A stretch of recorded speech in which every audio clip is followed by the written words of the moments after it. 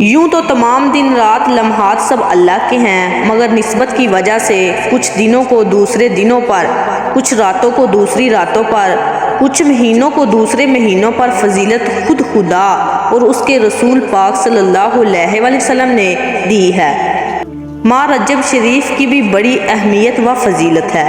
یہ اسلامی سال کا 7واں ماہ مقدس ہے۔ رجب دراصل ترجیب سے مشترک ہے، اس کے لغوی معنی ہے تعظیم کرنا۔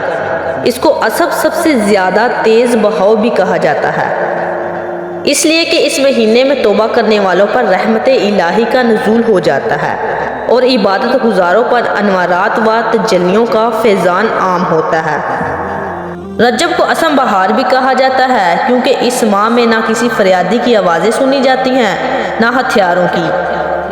اس ماہ کی پہلی تاریخ کو حضرت نوح علیہ السلام کشتی پر سوار ہوئے اور اسی ماہ کی 4 تاریخ کو جنگ صفین ہوئی۔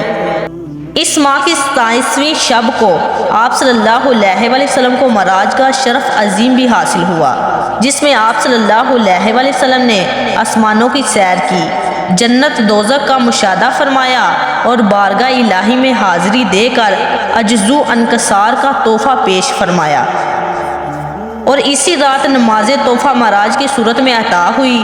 رجب ان 4 مہینوں میں سے ایک ہے جن کو قرآن پاک نے محترم کہا ہے، اور بہت سی حدیثات اس ماہ کی فضیلت میں ہیں۔